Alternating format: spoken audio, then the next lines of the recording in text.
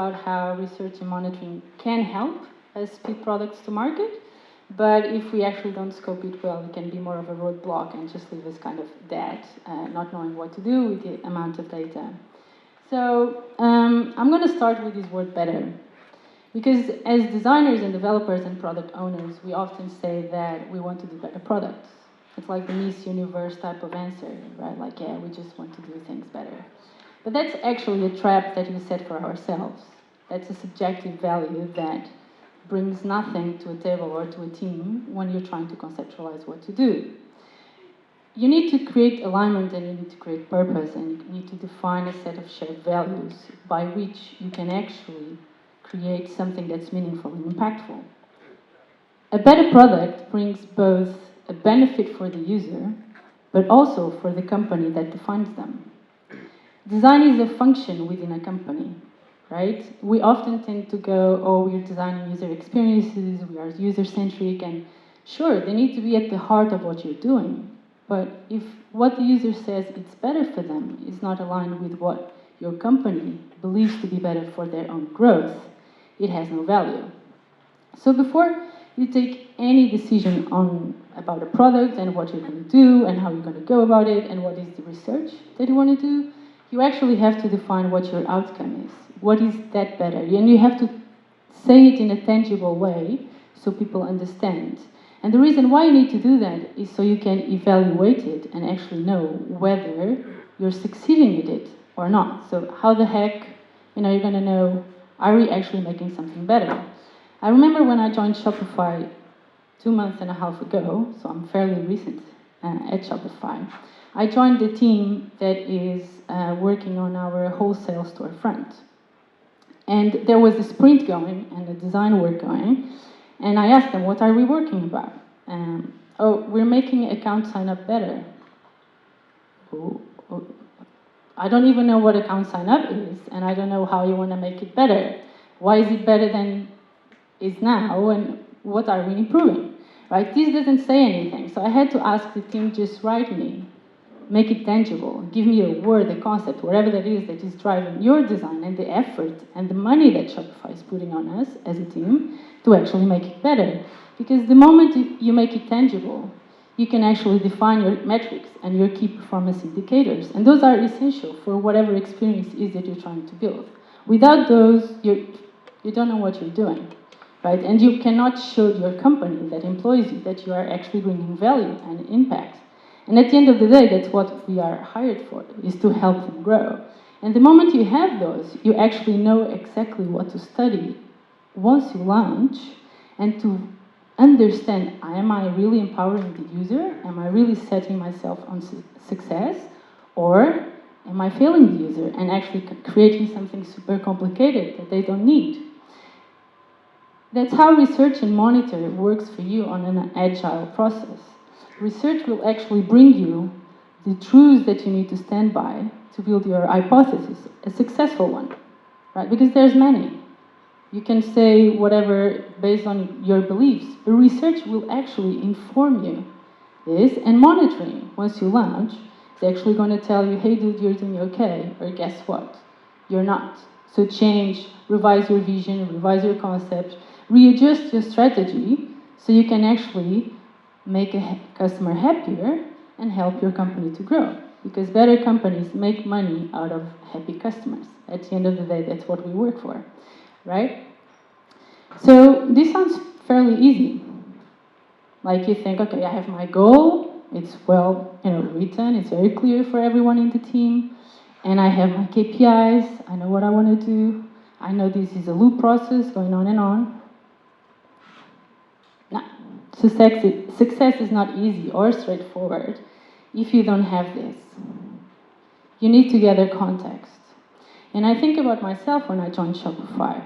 Oh yeah, sure. Let's make account signups easier, allow customization, all those things. I learn about the user. I talk to our merchant success managers that tell me everything about what they're asking for. I understand the product a little bit, but I actually don't know anything about Shopify. Context is way beyond what your user is doing and needs and wants, and what your product does, can do, and what the competitors do. Context is also about the company that you work for. And this is part of your research, and this is how you actually can scope your research to be useful to you. Because context gives you power. Means that you're not replicating work, you're not duplicating efforts of different teams, you're tuned with any component that might be developing in other product that can be used to you, and you gather insights from other work streams that can help you actually be more informed. It gives you control of time, and time is everything that you don't have in the digital market. Because there's new companies starting every day, because there's tons of heads thinking about a way to be disruptive, and you need that time to, like digital products are like a speed train, a bullet train, and either you're trying to run to catch that train, or you are at the same pace. So what do you think context is, in terms of how do you gather context? How would you define it? At Shopify, we call this a framework for and shared knowledge. And we actually have a vault that has all the information of everything happening in the company. And we are 3,000 employees. And there's tons of products running at the same time. But it's a framework that helps everyone developing products and start the research there. And it involves everyone that at some point will make a decision about your product. And we think as product developers that it's only the designers, the developers, the engineers, the product managers, but it's not. You have marketing, you have sales, you have support. And at some point, they are going to make a decision about your product because they are in between the product and the user. So you're going to define the product for you as they talk to them. So you need to involve them. When you're trying to learn and to scope your research, and define what you're going to do and learn about, and what type of research you're going to do even, they need to be there at the table with you, scoping the intention of your product and this first release that you're going to have, or second or third, it doesn't matter. You're going to be releasing forever as long as you have a product in the market, because you're going to make it better all the time. It never stops, right? So involving the team actually brings higher levels of engagement. And when you have a developer being part, even a junior developer, right, being part of the decision of what are we doing and why are we doing it, it means that when the work gets to him, he's not going to be changing it, tailoring it, making little tweaks, because he was part of the decision why we went down that way.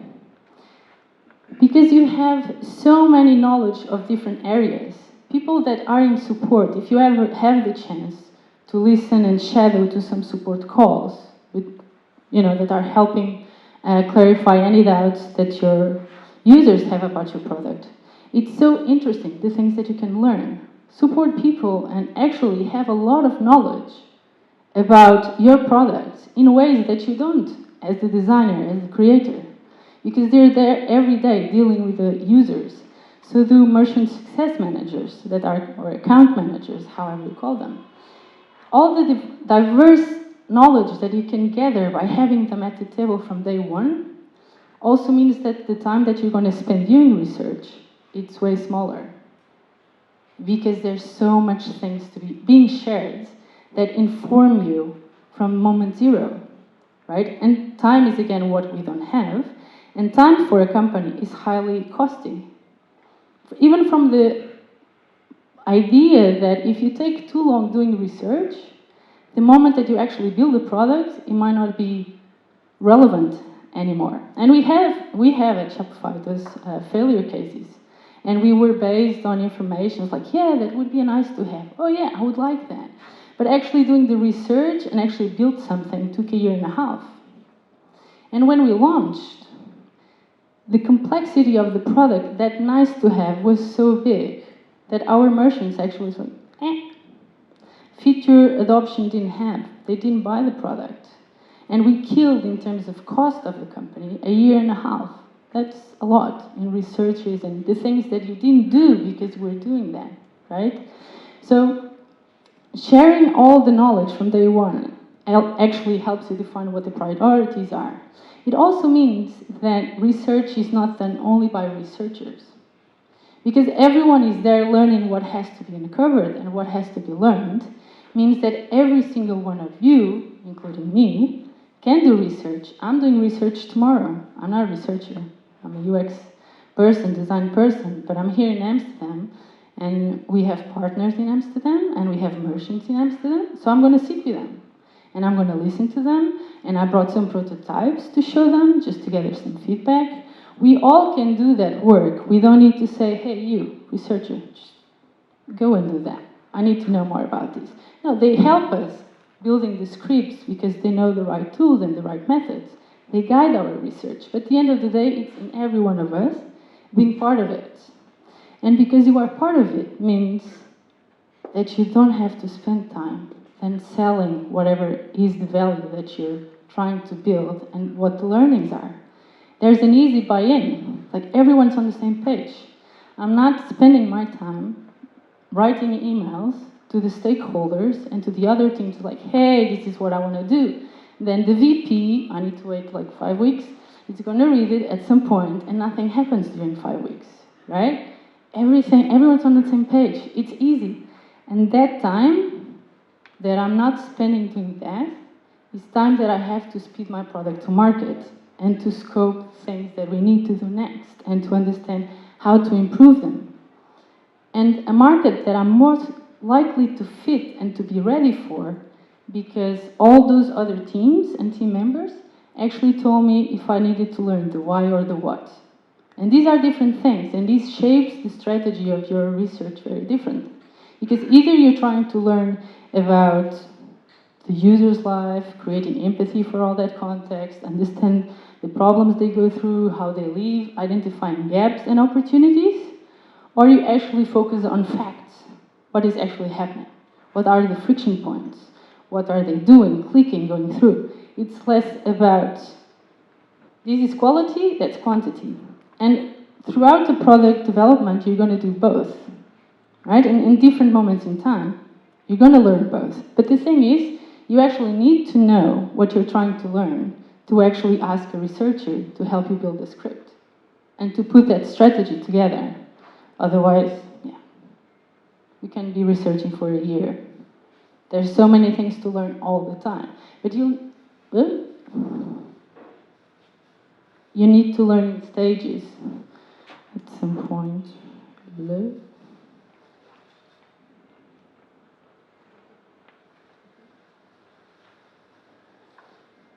Sorry, technical problems.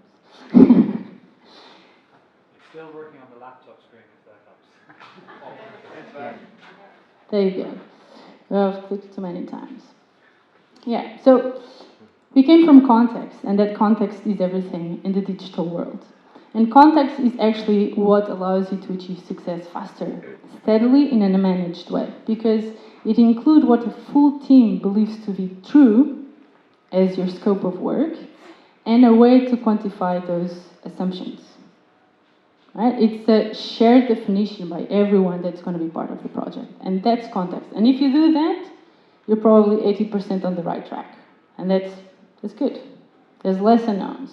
Still, there's unknowns, there's assumptions, and you're going to have them, as it has been said already today, right? The problem with assumptions is they represent risk. They represent the possibility of failure.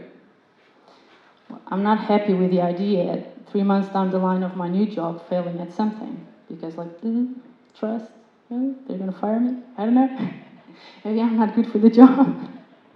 No one likes this idea, right? Our legs shake a little bit with the idea that somehow we're going down a path that might not be as successful as expected. But be okay with it. Because every assumption or every failure is an opportunity for you to learn.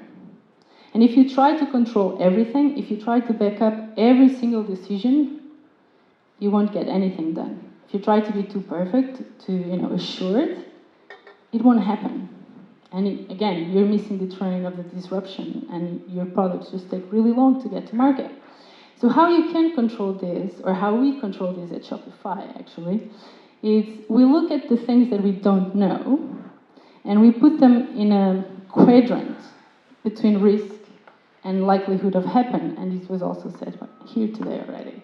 And it's quite true because it helps you a lot in the sense of if it's something that's high risky, like it can completely kill my brand and users stop using it and totally damage what I'm trying to do, and it's very likely to happen, then, oh yeah, you need research. You need to validate that. You need to be fully assured that that thing, you're ready for it. And it doesn't matter if it's from a technology standpoint, from a user standpoint, whatever it is that can happen that you don't know, but you believe will take time to know as well, then you need to put effort into that. But is it the way where you should start and how you should start? There's other things that are less likely to happen that can still hurt you, but you can easily do damage control. It's something that you can easily iterate on, launch a fix, whatever that is. And if they're low risk in the sense of, okay, if it happens, it happens, and we deal with it in an easy way, then that's a safe area to start, right? Because you're actually giving yourself the opportunity to learn about something that you didn't know, and that is power, again, to you. Other way of looking at this is whatever is safe probably means that represents low cost for your company, right? And again, cost technology, research, and time.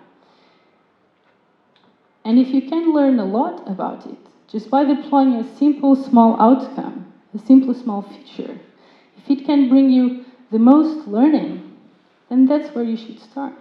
Because there's a lot of value there. Because in the digital world, at the fast pace that we change and everything goes crazy, and everyone is asking you, when is the next feature? There's this competitor that's doing this, and now Adobe bought Magento, what is Shopify going to do? There's so many pressure from all the angles. You actually want to start where you can learn the most. So your next iteration, you bring a lot of value. It's about less guessing and more knowledge. That's how research can help you, because you want to build for learning. You want to embrace failure. You need to see failure as a way to feed more research. And the more that you learn, the more powerful you are, because you actually know how to help your users and make them happy. So you have to be intentional in every step, and that also includes scoping research and defining what type of research am I doing and what am I researching about. And there's two big pillars, and we could go over tons of methods to do research, but you can also go on Medium and online and on Google, and they will show up. The value of research is not necessarily applying all the tools all the time. It's actually understanding what are the methods and the tools that I need to apply to help me deploy faster now on the scope of work. So am I trying to learn about the user, or am I trying to learn about the product in this specific iteration and for this specific outcome? What is the biggest value that I'm going to take out of these two? And it might be that I need to learn about both. That's okay. And you might even use the same tool for both.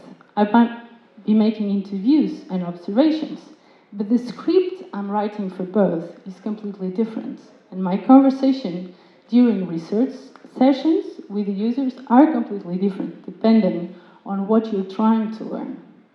It's not about quantity, and it's not about the amount of data that we collect. It's about relevance for the specific moment in time where your product is and how it can help you to grow and, again, make your company grow and your users happy. The same way that you need to be aware of this when you're putting a research strategy in place, you need to think, what is the purpose of the research? What you're trying to get out of it? And there's two bigger streams on research, or bigger approach to it. Either you're trying to be generative, you're proactively looking for opportunities to generate new ideas, identify gaps in the market where you can fit your product. So you're more likely to be less confined to the product that you're trying to develop, but understand the broader spectrum around your product.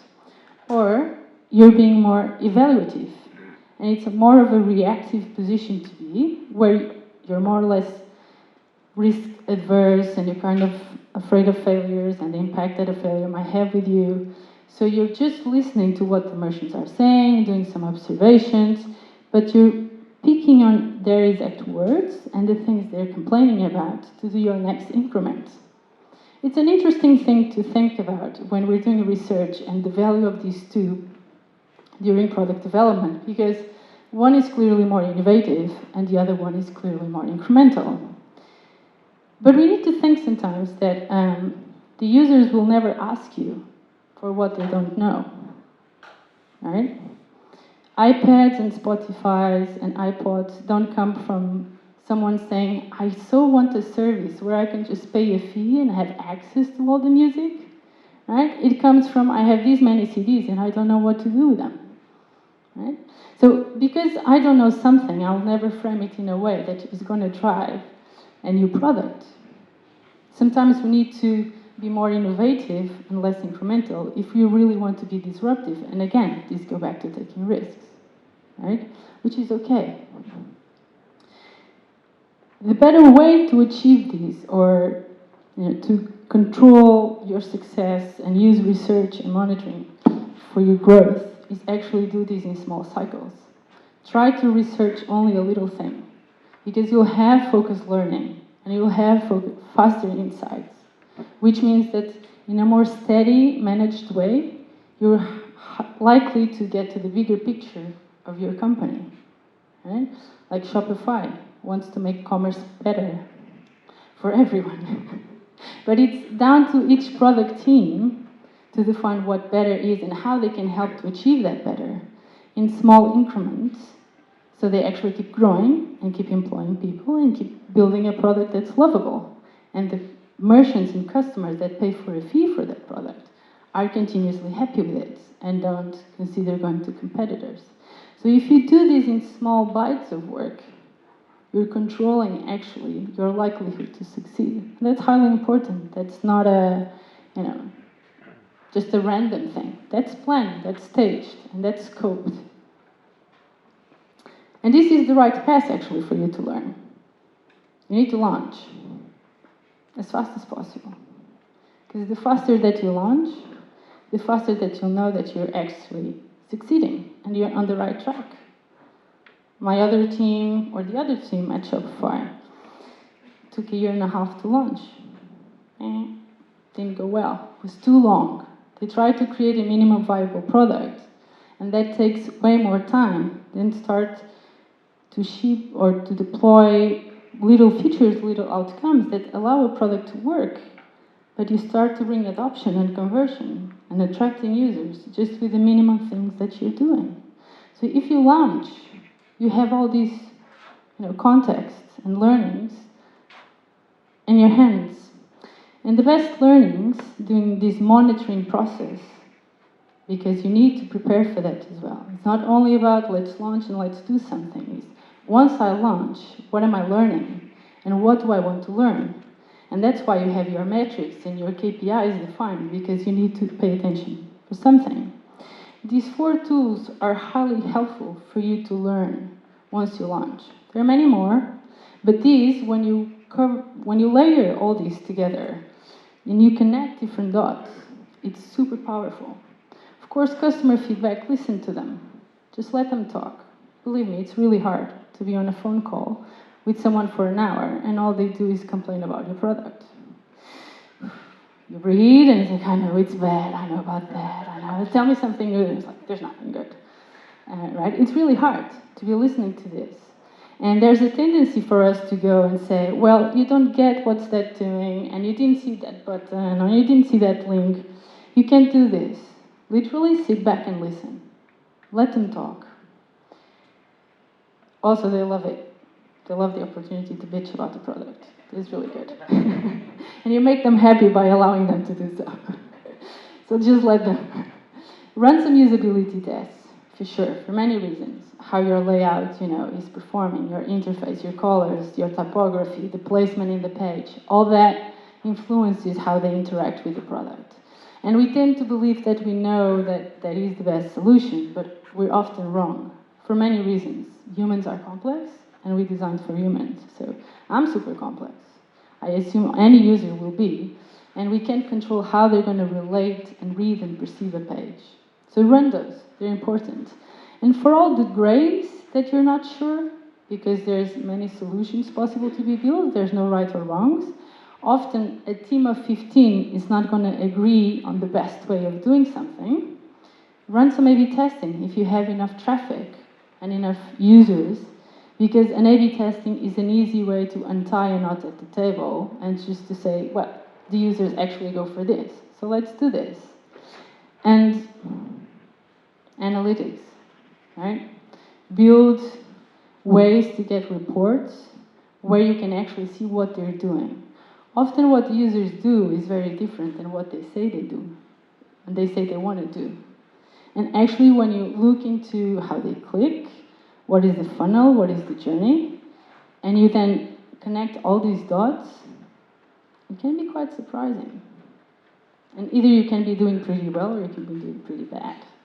And then you start all over again. This is a cycle.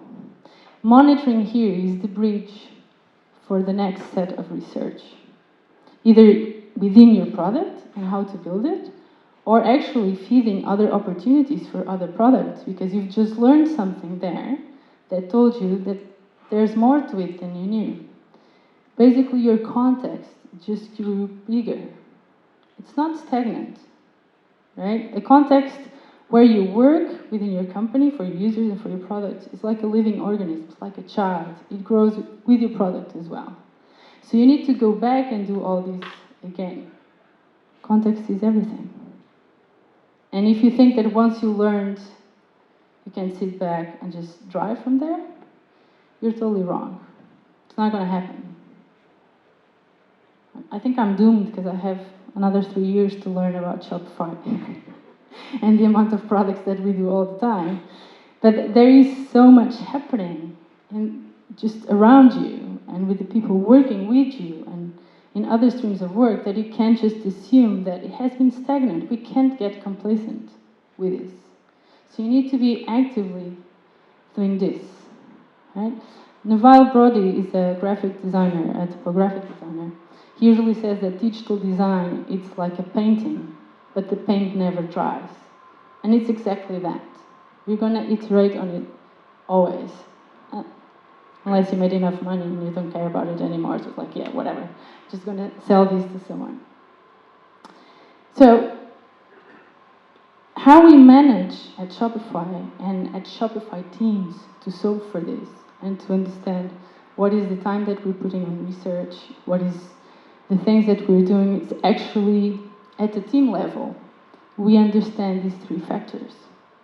Depending on the outcome that I want to build, I need to balance and define my roadmap, my strategic goal, the sprint, based on speed, refinement, and evidence. These three need to exist for you to actually achieve those 80% and manage sustainable growth within your product and your company so they don't fire me and they keep doing more great things for the commerce, for everyone. And the reason why these are important, and we often see this failing, is because if you ignore evidence, so research and monitoring, so data, insights, learning, you're just throwing spaghetti on a wall, right? You're going with a gut, with a hunch. I think users will like this because I like this. Right? I think this is a cool idea. But you don't know. You didn't validate that in any way. Well, you can try it and be successful, but that's pure luck. Right? It's not based on anything.